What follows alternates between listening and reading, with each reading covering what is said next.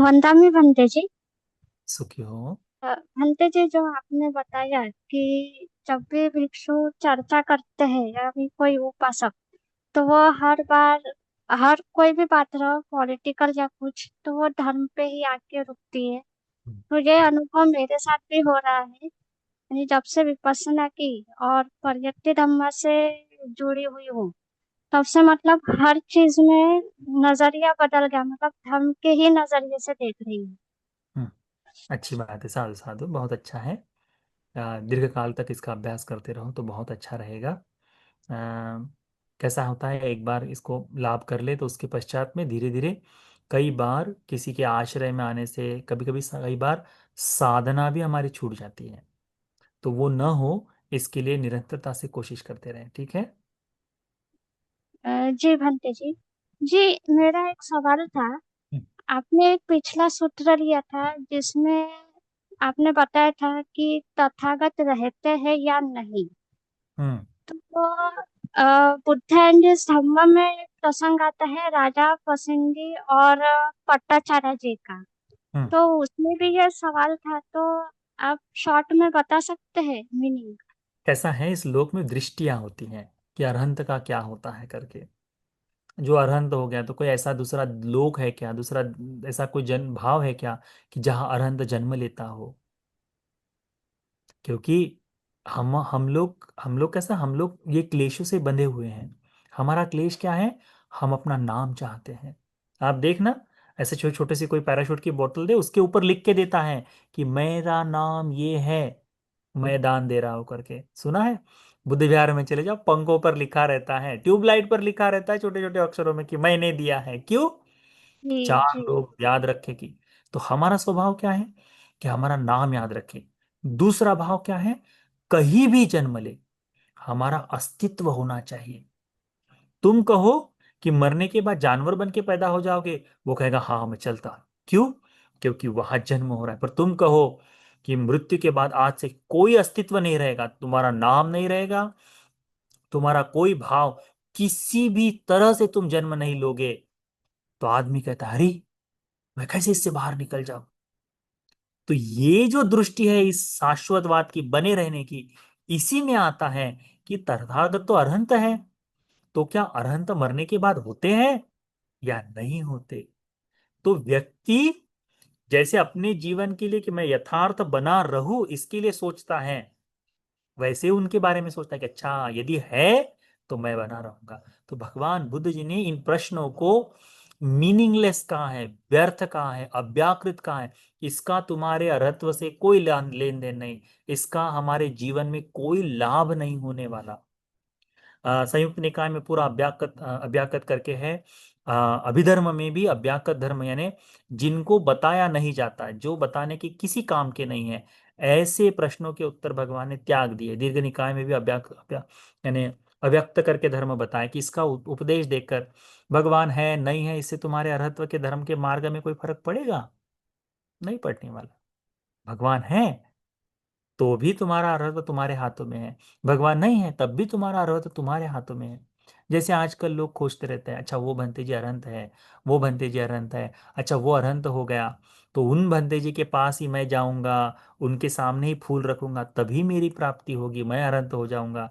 इसमें पड़ा हुआ है और जिंदगी भर जीवन भर अरहंत है नहीं है, अरहंत है नहीं है, इसका चिंतन करते रहता है। उससे ना तो हमारा धर्म आगे बढ़ने वाला है, ना आपका धर्म आगे बढ़ने वाला है ना। तो धर्म अभी जब जीवित है, जब हम में अभी सक्षमता है कि अभी अभ्यास कर ले थोड़ा सा, तो दूसरी जगह खोजने से अच्छा है कि इसको कर ले। एक अरहंत से भी अधिक श्रेष्ठ है संघगत दक्षिणा। तुम किसी सामान्य भिक्षु को भी संघ के लिए दक्षिणा दे रहे हैं, तब भी वो बड़ी श्रेष्ठ है करके भगवान ने कहा है। और आज 2500 वर्ष पूर्ण हो गए धर्म शासन के। तो इसीलिए उन उस खोज में कि अच्छा वो बनते जी अरहंत हो गया है नहीं हो गया, इसको खोजने के लिए निकलना व्यर्थ ही है। भगवान की इस वाणी को हमेशा ध्यान में रखना चाहिए कि भगवान ने कहा है जब तक ये बुद्ध शासन है, ये पृथ्वी अरहंतों से रिक्त नहीं होती करके। तो ये पृथ्वी का मतलब ये नहीं कि मनुष्य लोक में ही व्यक्ति अरहंत बने, अरहंत होते हैं, इस बारे में ध्यान रहे, परंतु मनुष्य लोक में हो इसका आवश्यकता नहीं। ठीक है। इस बात को ध्यान रखो। तो तथागत होते हैं नहीं होते हैं, इस बात को भगवान ने कहा कि इससे आपके धर्म के लाभ को, धर्म की साधना में कोई लाभ नहीं होगा, इसीलिए इसका उत्तर देना उचित नहीं है करके। तो वो अव्यक्त प्रश्नों के लिए भगवान ने छोड़ दिया गया है, ठीक है। तो उसको ध्यान में रखो, बुद्ध और उनके धम्म में भी इसी तरह से उसका विस्तार आता है। अगला प्रश्न। नवोदय बनते जी। नाम होता है। So, according to the theory, हम्म। कि हम पिछले जन्म का जो हमें ज्ञान होता है वो सिर्फ रिद्धि से प्राप्त होता है, राइट? हम्म। पुब्बे निवासानुसति, hmm. Right? Hmm. So is it possible कि ले पर्सन को ड्यूरिंग मेडिटेशन हम्म। ये महसूस हो सकता है? Yes. Okay, but what is the base of that? That what I'm seeing is the मतलब वो truth है. That can also be a मिथ्या दृष्टि, right? So उसको prove कैसे किया जा सकता है as a lay person? Because arhat can prove it, right? But lay person कैसे prove कर सकता है? For that we need a strong base, right? Yes. हाँ, तो वो क्या होता है वो strong base? Second, even though we have got a मतलब हमारा बर्थ बहुत अच्छे घर में हुआ है, ठीक है, बहुत अच्छी संगति है, but the thing is we are not making use of it, better use of it, और इंस्टेड वो अहम भाव जाग रहा है हमें, ठीक है, एंड समवेयर लाइक उसका हम उपयोग नहीं कर रहे, बट स्लाइटली अविद्या में जाके हम हार्म कर रहे हैं ठीक है, दैट आइडेंटिटी को, ठीक है, मतलब वो आइडेंटिटी ओवर पावर हो रही है, ठीक है, किसी को। सो इसमें दृष्टि कैसे होनी चाहिए? सिर्फ मतलब उनको तो समझा है, ठीक है, हमें ये जन्म में ये मिला है, ठीक है, then how to make good use of it? या सो दिस इज द तो question. shall I answer it these two questions in English or shall I answer in Hindi? कौन से भी लैंग्वेज में? आ, यदि मैं कहता हूँ कि जैसे पूर्व जन्मों का भाव उपासक को दे दे, हमारा माइंड बहुत स्ट्रांग है। यदि मैं कह दूं है, पर तुरंत ही दसियों उपासक ये कहेंगे कि भंते जी मुझे तो पूर्व जन्मों का ज्ञान हो गया करके, तुरंत ही मेडिटेशन में बैठते ही, अच्छा मैं तो पहले जन्म में ऐसा था, तुरंत बताना शुरू कर देते हैं। 99% times our mind play tricks on us. Whatever you think more and more, that means you manifest it in your mind and you believe in on that. इसका मतलब है कि जिसके बारे में यदि हम तुम चाहते हो कि पूर्व जन्म के बारे में हल्की सी आशा, जैसे भी धर्म सुन रहे, तो अपने आज के स्वभाव को देखकर, अच्छा मैं पूर्व जन्म में ऐसा था, ऐसा बैठकर आपके मन में कॉन्शियसली सबकॉन्शियसली चिंतन चलता है। ध्यान में बैठने के बाद हाँ 1 घंटा हो गया, अच्छा मैं तो पहले ऐसा ही था, तत्काल माइंड प्ले करना शुरू कर देता है। तो उस कारण से हर बार पूर्व में देखी गई चीज हमारे पूर्व जन्म की है ऐसा आवश्यक नहीं है, परंतु गृहस्थ को होता है।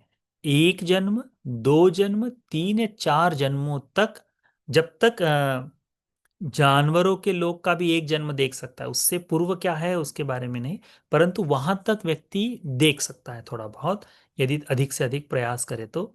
निरय में उस तरह से पूरा बोध नहीं हो पाता, परंतु जहाँ मनुष्य लोक में है तो वो देख पाएगा। तो 1, 2, 3 जन्मों का उसको अच्छा विस्तार, यानी वो देख सकता है कि हाँ मेरा जन्म यहाँ था, मैं ऐसा था, इस स्वभाव धर्म से था, इतना ही। दूसरा प्रश्न है हमारा स्वभाव, हैबिट्स, हमारी जो नेचर जो हो गया है वह, जैसे बचपन में जिस बोली से आप बात करते हो, यानी आपकी मम्मी के साथ जो मदर टंग जिसे कहते हैं, अब चाहे कितने भी बड़े हो जाओ, बचपन में यदि जैसे तुम्हारे मम्मी ने तुमको इंग्लिश से सिखाया हो, इंग्लिश से ही बात कर कर सीखे हो, और बाद में फिर बड़े होकर तुमने अपनी मदर टंग यानी माँ की जो दूसरी लैंग्वेज है उसको अडॉप्ट कर लिया हो, तो तुम्हारे लिए नेचुरली क्या आएगा, इंग्लिश आएगी। पर किसी की मदर टंग है तो जैसे हो जाए, तो उनके लिए वो मातृभाषा हमेशा, तो नींद में हमारे मोस्टली ख्वाब उसी लैंग्वेज में आते हैं। तो ये क्या है, हमारा स्वभाव धर्म हो गया, पूर्व का स्वभाव धर्म। अतीत जन्म में हमने आलस्य में समय बिताया, तो अब भी उसी तरह से हमारा समय बीतता है। इसीलिए जो कुछ आज हमें प्राप्त हुआ है, उसके बावजूद हम लोग पूर्व की तरह ही आगे बढ़ते जाते, पूर्व की तरह आलस्य में रहते हैं। इस बात को हमने जानना चाहिए। फिर भगवान कहते हैं कि ये पूर्व का स्वभाव है, तो आज इसे करने के लिए आरब्ध वीर्य की आवश्यकता है। कोशिश कर कर उस धर्म को चेंज करने की जरूरत है, कोशिश कर कर। तो यदि कोई व्यक्ति हल्का सा भी बुद्ध धर्म के संगत में आ जाए और वो जान जाए कि मेरा व्यर्थ जीवन जा रहा है, और तत्काल कोशिश करे कि उससे तो धीरे धीरे धीरे अपने संपूर्ण जीवन को बदल सकता है। अभी हम बुल्डाना के कठिन चीवरदान में गए थे। हमने देखा है वहाँ के युवकों को जो मुंबई वगैरह से आए थे। बड़ा अद्भुत है उनका जीवन। चाहते हैं कि अभी पहले की तरह युवा अवस्था में, अभी बिल्कुल 22, 23, 21 साल के लड़के हैं, परंतु 3, 4 साल पहले तो धर्म से बाहर थे। पर अब उनको लगता है कि अब व्यर्थ न जाए। क्यों? क्योंकि उस संगत में आ गए हैं। तो इसीलिए हम उसको बदल सकते हैं, और कोशिश कर कर ही उसको बदला जा सकता है। ठीक है। तो मुझे लगता है ये दोनों प्रश्नों के उत्तर इतने पर्याप्त हैं। अगला प्रश्न। वंदामी बनते जी। तो क्यों? मेरा क्वेश्चन अप्लाइड साइड से है। हाँ। जैसे मैं ऑफिस में जाती हूँ, तो मैंने आज जो भी हुआ, मुझे ऐसे लगा ना, इफ वी हम सोसाइटी में जो एक तरह का वॉर चालू होता है, पावर का वॉर चालू होता है ना, हालांकि वो फिजिकल हार्म नहीं करता, पर एक हाँ, साइकोलॉजिकल पावर में गेम चालू रहता है। तो अगर बिल्कुल। हम उन्हें सप्रेस नहीं करेंगे तो वो हम पर हावी हो जाएंगे। हाँ। तो ऐसे में फिर मैत्री भावना कहाँ स्टैंड करती है? नहीं, वो मतलब कंपटीशन का भाव हमें होना चाहिए। हमें कैसे, मतलब अगर हम उन्हें ओवरकम नहीं करेंगे तो वो हमें दबा देंगे, ऐसा लाइक। तो हमें प्रोटेस्ट तो टाइप करना पड़ता है। नहीं नहीं, ऑफिस में अपने आप को बढ़िया जगह पर पाने के लिए अपने अपने आप को बढ़िया जगह पर रखने की कोशिश हमेशा करते रहनी चाहिए। नहीं तो डेफिनेटली। मतलब कभी कभी हमें लाइक कि उन्हें भी थोड़ा सा मतलब to show that you can not suppress us, और हमें लो नहीं दिखा हाँ हाँ, सकते आप, तो हमें डांट उनको दो, डांट करके दो, दिखाना फटकार लगा। पड़ता है कि नहीं, you can not treat me like this the way you are yes, treating me. You can scold them, you can rise for yourself, you can take actions, you can complain about them, you can do all these things. Buddha never said you should everything you should, what it called, if someone is suppressing you, you should get suppressed. Buddha never said. Rise it for your rights, do those actions. Just तो do not फिर let those things tolerance कहाँ come पर to at your stand करता है? हमें tolerate नहीं करना है, राइट? नहीं तो करना फिर है, टॉलरेट नहीं करना है, फाइट करनी है। उसको पाने के लिए, उससे आगे, उससे बाहर निकलने के लिए बिल्कुल कोशिश करनी है। और वो धर्म में आता है, वो अधर्म नहीं होगा। आप उसको डांट सकते हैं, जो भी रिक्वायरमेंटली तो फिर एक्शन ये है। सब करते व्हाइल डूइंग दिस, ये सब करते वक्त फिर मन का संतुलन तो थोड़ा सा ये हो जाता है। लाइक हम बहुत अगर ज्यादा। मैत्री भावना में रहें तो हम ऐसे नहीं सोचते, वी स्टार्ट फॉरगिविंग देम कि we understand their problem, right? But every time वो हमारा हमारा कंसिडरिंग को एक अलग तरीके से लेकर फिर हमें सप्रेस करने की इसीलिए तो या बता हम रहे पर चढ़ने की कोशिश करते हैं, हम किसी के हक को मारने के लिए नहीं जा रहे। यदि हम दूसरे के हक को मार रहे हैं, तो वो हमारे मैत्री में बाधक है। पर आप अपने हक के लिए लड़ रहे हैं, उसमें आपकी मैत्री वायलेट नहीं होगी। वो मैत्री के साथ ही काम है। क्योंकि यदि आप अपने हक के लिए नहीं लड़ेंगे, तो आपके बाद आने वाले लोगों को भी इसका भाव सहना पड़ेगा। समझ हैं। रहे हैं? सर फिर I mean to say we have to use sometimes harsh words also. Use it, तो फिर यूज वो इट। सम्यक सम्यक वाणी वाचा का It फिर वो doesn't ये happen. होता है। It doesn't consider as a samyak vani. You use the harsh words, called them. First, initially I said scold them. And why is that? When the Buddha, whenever the bhikkhus did something wrong, Buddha immediately scolded them. Mogha Purusha, मूर्ख व्यक्ति, तुमने ये क्या कर दिया? Buddha use it. Open the hmm. Vinay Pitaka. Look at any event. Mahavaga Chulavaga. Every precept when the Buddha mentioned, before that, if monk has done something wrong, immediately Buddhas called them Moga Purusa. Moga Purush is very harsh word for that time. Now we are saying just a Murkh Admi, but in that time it's very harsh word. And Buddha used that word. Foolish man. Buddha said to the bhikkhus. Then harsh word is not that. Harsh word is something which can tear their life apart. It's not about, you know, uh, where it is needed. Like Buddha never stopped war. Means King Kosala came to the Buddha and he said, I am going for war. Buddha said, Ajasattu came to the Buddha, asked the advice how to win the war from this. Buddha did not stop them because that is Raj Dharma. It is their life. It is their right to do these things. So when you are in situation in your office, you should fight for that. Religion does not stop you from growth. If it is, then this Dhamma will not help anyone to progress. This Dhamma is not for that. Remember this thing. Never let Dhamma mislead you in that way. Compassion is something totally else. Compassion is else. And our rights are something else. If someone is someone is stopping us from progress, if we stay, then there is nothing to live for. Then we don't need Ambedkar. Why we worship Ambedkar? Just because he rose for his rights. He gave our rights return to us. That's why we worshipped him. Neither no need. He used harsh word, but he is a Bodhisattva. Didn't he call? He fought for our rights in parliament. If someone has a parliamentary debates, see for each rights how much he has fought. Look at for there are a lot of means in you a lot of what it called educated people. So the constitutional debates must have come to your mind. Look at for that wherever the Ambedkar did. So our ideal is him. So look at his life and then progress. Compassion, loving kindness comes after that. We are not hurting. We are not taking their rights. We are not violating their privacy. That is compassion. But for us, we should always stand.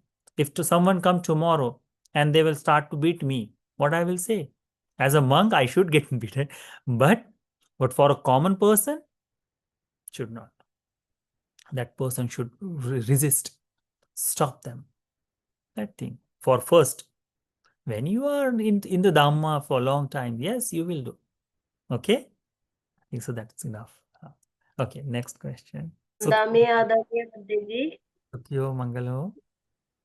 आपके यहाँ कठिन वरदान में आना था, लेकिन वो दिवाली का टाइम पड़ गया और जो मेरी भतीजी थी वो जो दिल्ली में नौकरी करती थी वो घर पर आ गई, तो मैं आ नहीं पाई।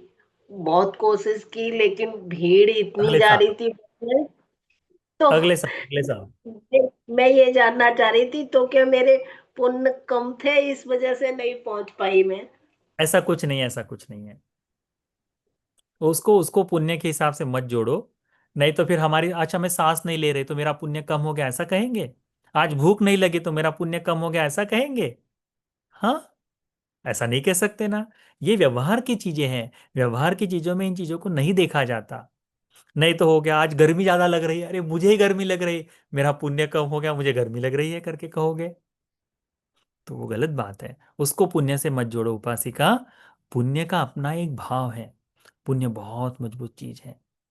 सारी चीजें होने के बाद व्यवहार धर्म, लोक धर्म जो कहते हैं, लोक धर्म नहीं, व्यवहार धर्म, कि हम जा पाना न जा पाना, ये सारी चीजें अपने अपने इस स्थितियों पर निर्भर करती है।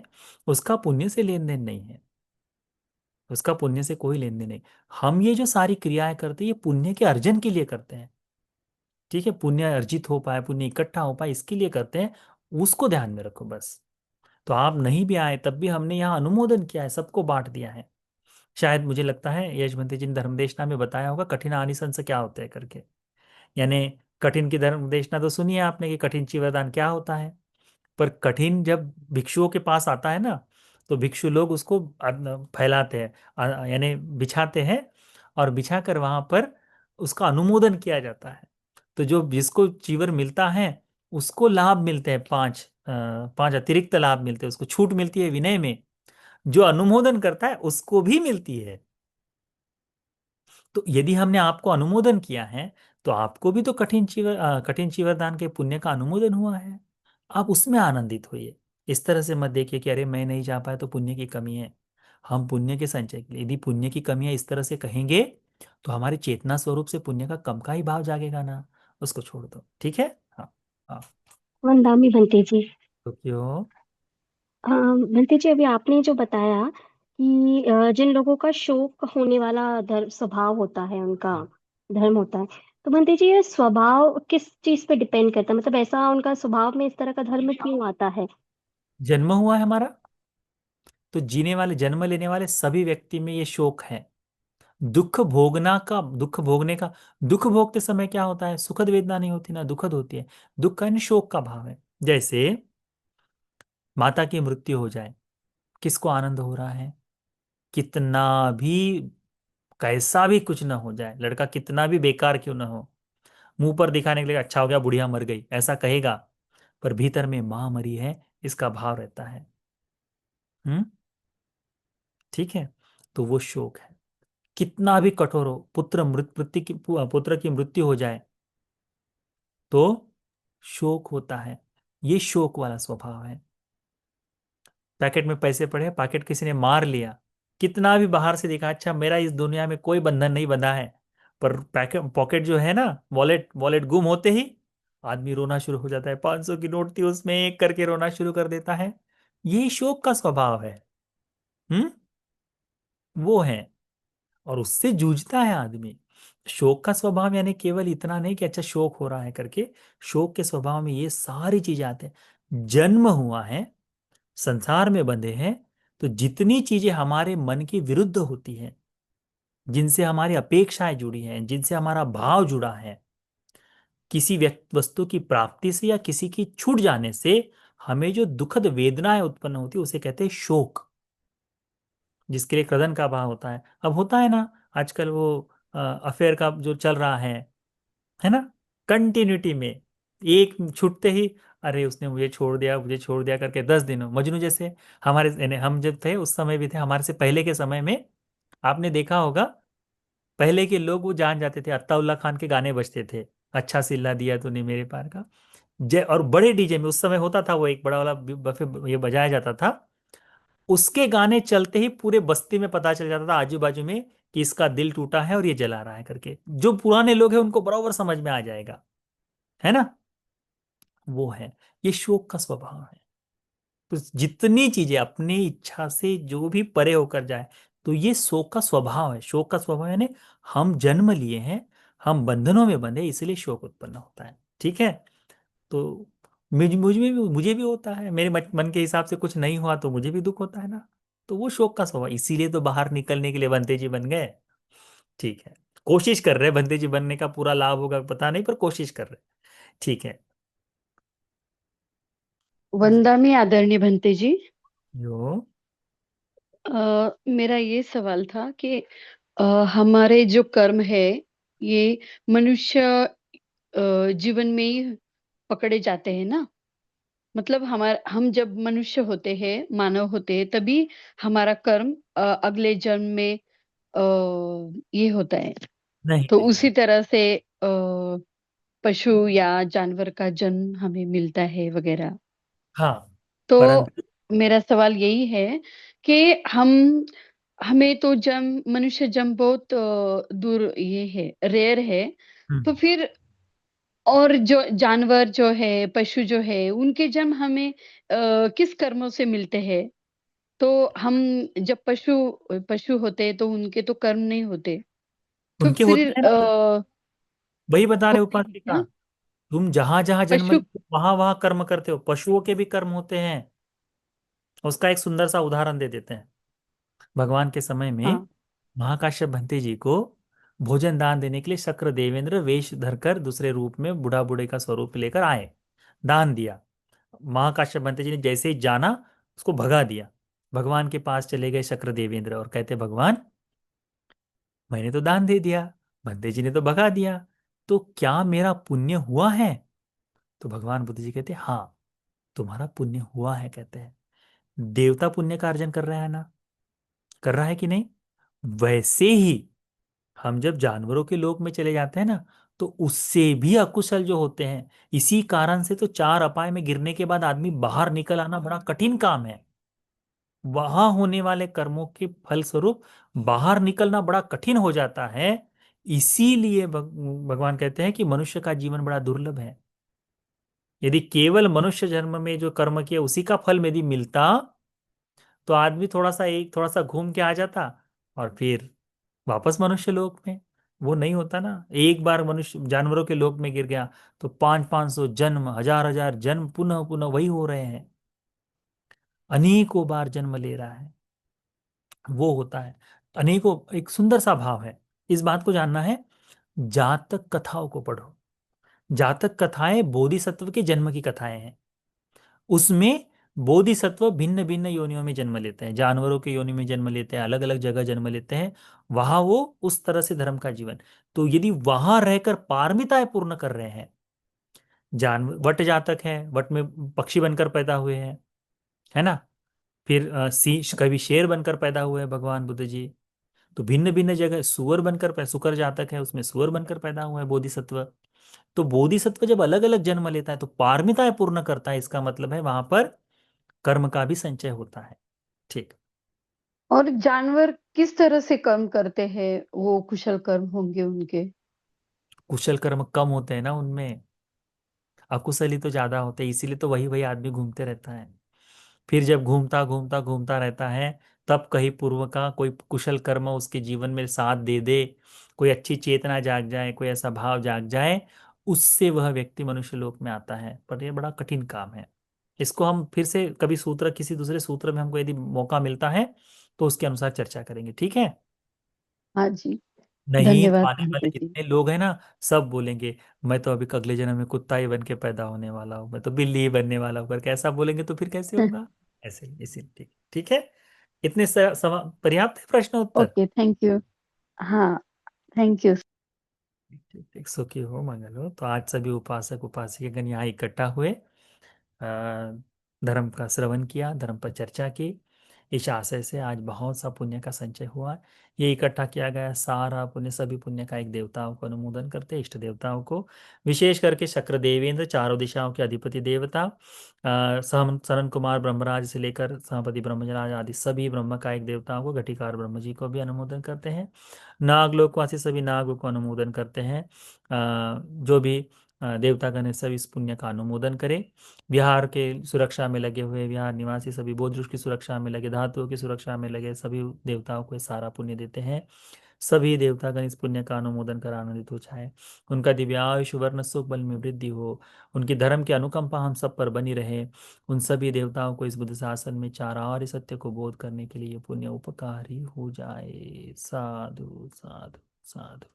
किया हुआ सारा पुण्य बोधिसत्व बाबा साहब अम्बेडकर जी को देते हैं। ये सारा पुण्य उनको पारमिताओं को पूर्ण कर इच्छित ध्येय को पाने के लिए ये पुण्य उपकारी हो जाए। साधु साधु साधु। किया हुआ सारा पुण्य अनुमोदन करेंगे। हमारे जितने भी ज्ञातिगण मृत्यु को पाए उन सभी को देते हैं।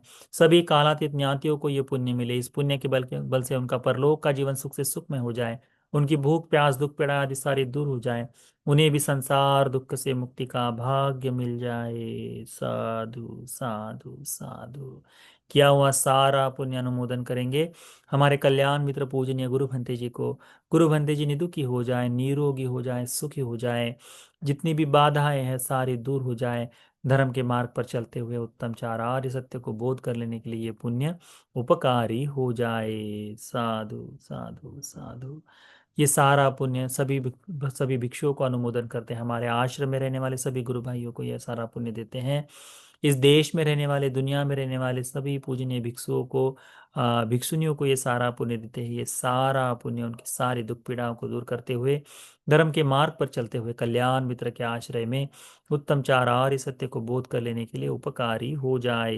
साधु साधु साधु। किया हुआ सारा पुण्य आप सभी उपासक उपासिकाओं को देते हैं, आपके परिवार के सभी सदस्यों को, ज्ञातियों को, हितैषी मित्रों को देते हैं। ये सारा पुण्य अनुमोदन कर आप सभी लोग सुखी हो जाए, निरोगी हो जाए, निरोगी हो जाए, सारी दुख पीड़ाएं दूर हो जाए, धर्म के मार्ग पर चलने का बल मिले, कल्याण मित्र के आश्रय में सभी बाधाओं से को दूर करते हुए चार आर्य सत्य को बोध कर लेने के लिए, निर्वाण सुख को पाने के लिए ये पुण्य उपकारी हो जाए। साधु साधु साधु। क्षमा याचना करेंगे। कायेन वाचा चित्तेन पमादेन मया कतं अच्छयं कममे भन्ते भूरिपण्य तथागत। कायेन वाचा चित्तेन पमादेन मया कतं अच्छयं कममे धम्म सन्दिट्टिक कालिक। कायेन वाचा चित्तेन पमादेन मया कतं अच्छयं कममे संग पुण्यं केत्तं अनुत्तरं। साधु साधु साधु। सभी को आशीर्वाद। अभिवादनशीली स नित्यं वद्धापचायिनो चत्तारो धम्मा वर्धन्ति आयुवन्नो सुखं बलं। आयुरारोग्य संपत्ति सग्ग संपत्तिमेव च तो निब्बान संपत्ति इमिनाते समिज्जतु।